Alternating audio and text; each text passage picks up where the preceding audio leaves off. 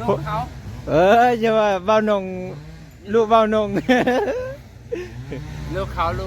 แม่เราไปเจอแล้ว จังว่าป้าลูกให้เบิ่งเลยนี่ โอ้ แม่ ย ก็บ่ฮู้ไปไสนะจึงจะตึงตึง แสดงว่าขันเด็กน้อยอยู่นำเปลือมีให้แหละผู้นั้นนี่สามารถ บ่แม่นตีเนาะ โอ้ บ่ให้เด้อ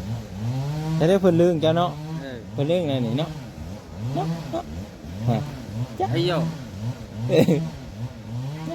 เอ้ยบ่ คอยว่าสิหยอกเจ้าปฏิให้ เราย่านเนาะ เป็นยังไม่เคยเห็น บ่ให้ สาวหนวลเพิ่นนั่นหนวลเพิ่นปะลูกให้เบาหนงแล้วพี่น้อง แล้วถ่ายรูปมาดูนี่ขนมอ่ะ โอ้อายเพิ่นก็แพงน้องนะฮะเอาขนมมา ตัวซื้อนั่นเหรอ ยังปูมาอยู่ใส่ เพิ่นก็มีตัว มาแจกนะ เบาหนงเพิ่นมาหาเพื่อนนะฮะจีโต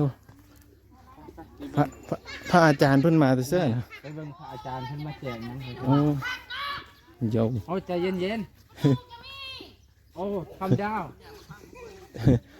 เฮาประตูเด้อ อย่าเฮาหัวเพิ่นได้อาจารย์เพิ่นมาแต่เสื้อนะ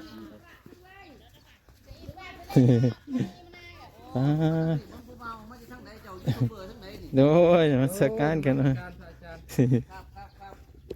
พระอาจารย์เพิ่นมาแต่ไทยพี่น้องโดย นี่คือลงเพื่อน สวัสดีแม่โดยแม่ก็มาแต่ไทยพุ มาแล้วมาแต่แล้วนี่แหละ โอ้ ค่ะอาจารย์คนมาเขา โดยโดย เออ โดย ยูทูบเบอร์ทำได้เจ้านมัสการสาธุเจริญสุขเจริญในหน้าที่การงานสาธุสาธุพระอาจารย์เพิ่นมาแต่ทางเลอกันหน่อย มาแต่ทางไทย โอ้มาแต่ทางไทย แม่นไก่ตัวนี้มาเลาะลิ้นคือกันคือขโมยเจ้านี่ล่ะ โดย เอ้าผู้ใดบ่ทันได้เมื่อกี้เขามาใหม่มานี่เอาเร็วๆมานบผู้ใดบ่ทันได้เร็ว โอ้พระอาจารย์เพิ่นมาแจกปัจจัยนะทุกคน นบเอาไว้เลยเอาให้ไว้เห็นบ่เพิ่นใส่ลูกกล้องจังเบิ่งนบเอาห้ามนบเอานบเมื่อน้ำใดมาเร็วนบแม่นบก่อนเดี๋ยวนี้งามนกงามเลย เอาเลยนบก่อนโอ้ย มาบักละนบแม่ได้แล้วน่ะได้ยังน่ะได้แล้ว ได้แล้วบ่ ฮะ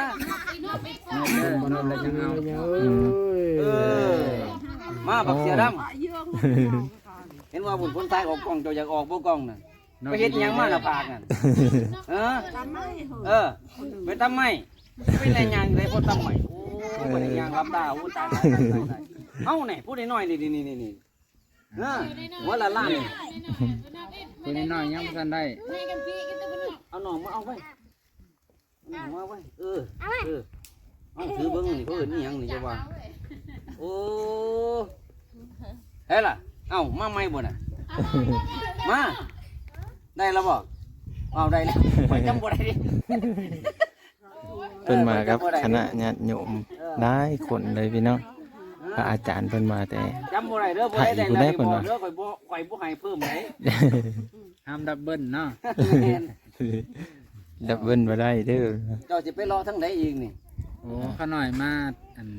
หาเฮือนเอื้อยเพิ่นนี่แหละ บ่ โด โดย มาเยี่ยมยามถามข่าว ครับดีนี่ก็มาหารอเบิ่งคือกันอยากไปเห็น เขาทำเขาได้เลยอย่างความหมายนี่นะ โอ้ โอ้ แถวเคนนี่มันบ่ค่อยมีขนาด เขาได้แล้วบ่ตั้มให้เบิ่งย่อมไม่เฒ่าบ่ตั้มให้เบิ่ง ไม่เอาของ แม่นบ่ ของกับไม่ชาติกับไม่อะไรนี่ไปหมดราคามีเท่าไหร่ อยากเชียร์ไปทำไมหมดเห็นทีเลย เจ้าไปรอทั้งแถวเขาตั้มเขามาหรือยังนี่ ยังเลย โด บ่ค่อยได้ไปไกล แม่นบ่ โดยก็อยากไปอยู่บ่มีโอกาส ผมว่าเขาไปถ่าย YouTube ทางแถวๆเขาตั้มเขานี่เขาดังเด้ โดย มีคนติดตามเยอะเอาไปวิถีแนวนั้นเด้อ โดยโดย นี่แบบนี้ก็ดีนี่แบบนี้ดีอยู่นี่ ทั้งเซโปนส่วนหลายก็สิมีแบบทำเขาโดย เพิ่นก็ว่าทางซีปูน โดย โดย แต่เขตนี่ห้องสีร้ายแล้วก็เลย ลืมวิธีเดิม แม่น โดย อืม มีหักเขาบ่ต โดยก็ธรรมดาเลยมัน ำ มันโดนโพดตาม เพื่อนเขานอนอยู่นอกคนก็มีคุกก็มีซากก็มีหักเขาบ่ได้ตำอยู่นอกอีเดียนอยู่อยู่ นี่ห้องสีเรียบร้อยแล้วห้องสีน้อย บ่ได้หงชีน้อยเขาไปหงชีอยู่ตะแล้วหุ่นมืดแล้ว โอ้ นี่ก็น้อยในปะบ่ได้ตอนนั้นคุกหันกระปะบ่ได้ซากกระปะบ่ได้ไว้ในเฮือนนั้นแล้ว ครับ ขาดไทยอยู่ในเฮือนหมดโนหลักไว้ วันนี้ก็ยังได้มาใส่รถไถ รถไทยเดี๋ยวนี้รถไทยเขารถไทย โอ้ทันสมัยแล้วครับ หักกัดขับทางยังเพิ่นจะชื่อขนมตะไคร้นั่น ยูทูบเบอร์เจ้าซ่องไหนเจ้านี่ เบาบางกันหน่อย เจ้าเด้ เบาเบานุ่ง ห้อยจดซื้อไว้แน่เพิ่นให้เขาไปเบิ่งจดซื้อ พระอาจารย์มาจากทางใดเนาะขนาด มาแต่ศรีสะเกษ โอ้ สี ฟังไท สะ ย เกต ที่สะเกษ โดย ครับจดซื้อเพิ่นไว้แน่เว้ยเพื่อเฮาได้ออกน้ำเพิ่นบ่อยากออกเพิ่นไหนบ่สิดังถึงเข้านี่เหรอ บ่ยานดิ เออ เบานุ่ง หน้าของมันเป็น เบานุ่งเป็นภาษาไทย เบาลงนั้น เบาบาง เบาบาง โดย บ่มีการันหยังเลยมีแต่ เบาลงเบาบาง โดยน้องงอน้อง เป็นภาษาไทยบ่หรือภาษา ภาษาไทย ภา ค่ะ ษาไทย โอ้เจ้าเก่งเลยนี่เรียนภาษาไทยก็เป็นบางทีล่ะ ก็ คนนี่คนลาวหรือคนไทย คนลาว แล้ว ลาวบ้านเกิดเมืองนอนอยู่ไทย อยู่นี่แหละเขตนี่ เขตนี้บ้านใด บ้านกะลาง กะลาน้อง โดยเบาน้อง เบาบาง เบาบาง โดย มันกะลาเอิ้นขึ้นมาได้เนาะ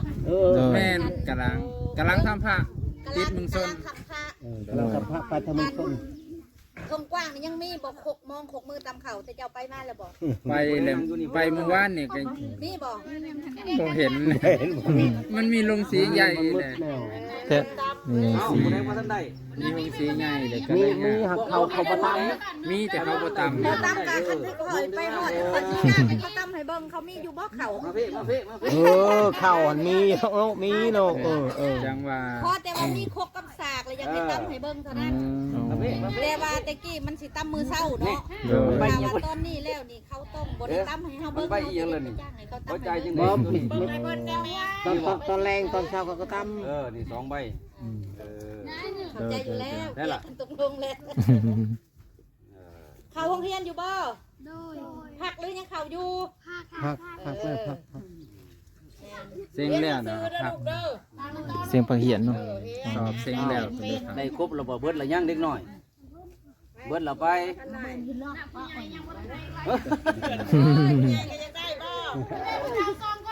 แจกปัจจัยให้ญาติโยมให้พี่น้อง เจ้ามานี่ได้จักมือแล้วแถวนี้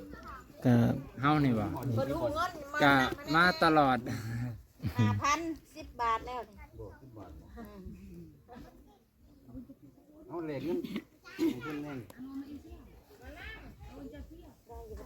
พระอาจารย์เพิ่นมากับอันญาติโยมเนาะโอ้หลาย เลยเพิ่นเนาะ โดย เลยเพิ่นมาที่ทางเพิ่นสอบคนลาวเนาะ คนลาวเฮ็ดอีกทางนั้นเพิ่นมาถามเพิ่นก่อนโดยสบายดีเด้อทางพี่เด้อโดยแม่มาแต่อันไทยพุทธมานำพระอาจารย์นี่ แม่น โอ้เพิ่นมานำพระอาจารย์ทุกคน ตามมากับพระอาจารย์ โอ้มากันหลายคนบ่ มาโยม3 โอ้โยมสาม กับพระอาจารย์เป็น4 โดย มาทางโน่น โดย ถามมาทางมุกดาหารบ่ แม่น โอ้ เอา ข้ามมาตะโกน โดย อัน มาเห็น พี่เพิ่นนี่ก็มานำกัน แม่น โอ้โดย อยากมาเห็น โอ้โห ยังไม่เห็นวิถีชีวิตชาวบ้าน มันจะเริ่มจางหายเลยเขตแถวนี้ อ๋อ ก็พระอาจารย์มีจุดประสงค์คืออยากมาเลี้ยงผู้ยัง อืม หา โดย เด็ก โดยโดย อยากมาเลี้ยงอาหาร โด อยากมากอะได้มาเลี้ยง โอ้ อยากมาเห็น อยากมาเห็นอีกเนาะ มาเห็นจริงว่าการเป็นอยู่การอยู่กับของนี่ อืม ชาวบ้านนี่นะ ชาวบ้านชนบทเป็นอยู่แบบนี้ โดยคนนั้นกับแม่นมานำกันพูดคนพูด แม่หนึ่ง โอ้ โยม3 พระ1นะพระอาจารย์เพิ่นมีเมตตาหลายเดินทางมาแต่ไกลจน สีสะเกต หายากได้ครูบาอาจารย์ โอ้ ที่มาฮอดเขตชนบท แม่น ส่วนหลายเพิ่นก็สิแถวเขตเมือง อืมถือว่ามีองค์เดียวเลยมิจัก แม่ ที่เราเห็นเนี่ย องค์เดียวได้นะทุกคนที่เพิ่นเคยเข้ามาในหมู่บ้านแห่งนี้ กลั นะ บมานี่บ่แม่ แห้งๆเลยจะพาไปเลย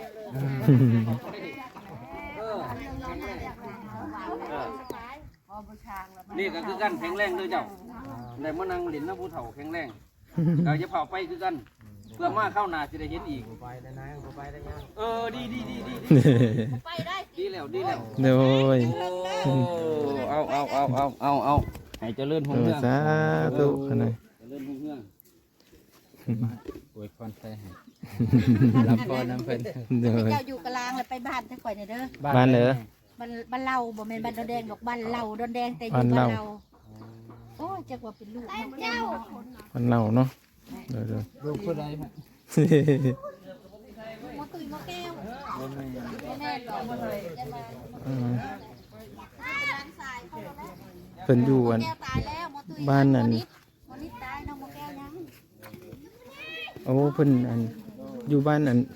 เล่าดอนแดงเฮานี้แต่เพิ่นอันพาอาจารย์นี่มาเนาะโอ้ นั่นก็แม่นกลาง โดย